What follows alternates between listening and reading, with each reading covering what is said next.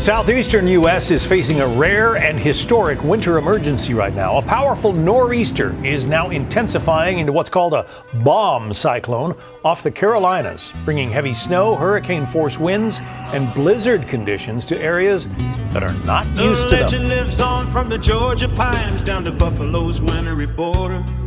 Jim took flight on a Friday night, but the winds wouldn't follow his order. In North Carolina, the snow held him down, and the flights were all canceled and weary. While Red left the beach, stayed with ice on the wings and a heart that was hopeful and cheery. Now the folks in the north head for Florida sun. When the winter begins, it's encroaching. Snowbirds, they call them as they fly to the heat, while the cold of the north is approaching. But we turned our backs on the warmth and the sun toward the frost and the gale winds are blowing. With the ice bears who trade in the sun for the slush, where the whiteouts are steadily growing.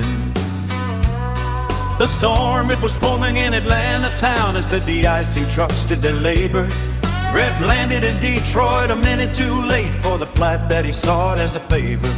But Sunday brought fortune in first-class attire as he touched down in Buffalo City.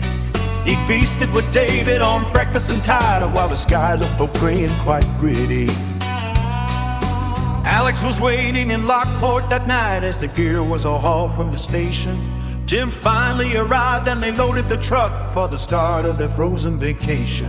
To Wilson they headed for perch and rock bass, but the lake, it was stingy and narrow.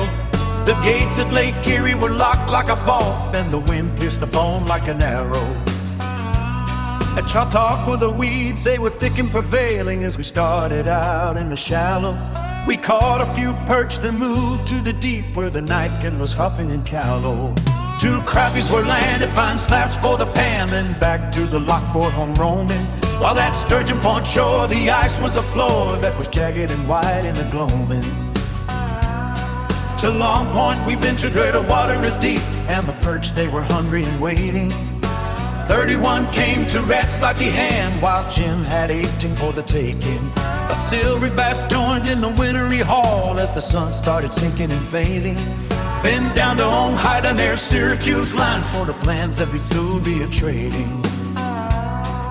Red pulled the perch his own personal best, and the pickerel came with a fire, with a walleye to boot and a Denny's hot meal and a Super 8 room to retire. Then Jim found a bruiser, a 2-foot-long trout, and a 32-seater the freezing. A fight on the ice and the slush and the drifts would have finished both mighty and pleasing. With sub-zero lows in the snow blinding height, we kept the old engine a-going. With coffee and donuts from Tim Horton's light, while the blizzard was steadily blowing.